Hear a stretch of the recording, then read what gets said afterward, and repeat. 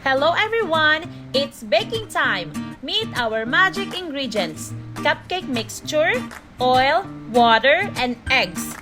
Clean hands are happy hands. We want clean, germ-free hands before we bake. Good job, clean team! Let the mixing begin. Now that we are ready to mix, we are going to start by pouring our cupcake mixture, that magic powder, into a big bowl. Who wants to help pouring it in?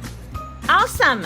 Now it's time to add our eggs, oil, and water. One by one. Crack goes the egg, pour in the oil, splash in the water. Now it's stirring time. Grab your spoons, mixers, or spatulas. Let's mix, mix, and mix. Keep going until the batter is nice and smooth. No lumps. Into the air fryer we go. Now that the cupcake mix is ready, let's carefully scoop it into cupcake cups. Not too full, just enough.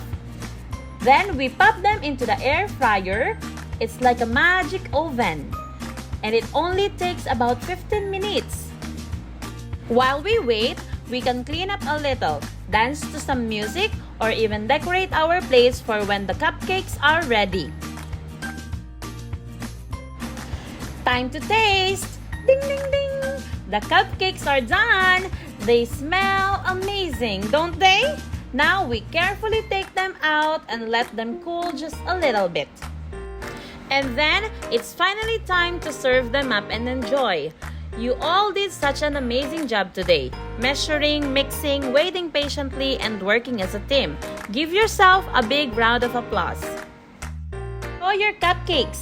Everything tastes better when you make it with your own two hands. Thank you, little bakers, and happy Cupcake Day!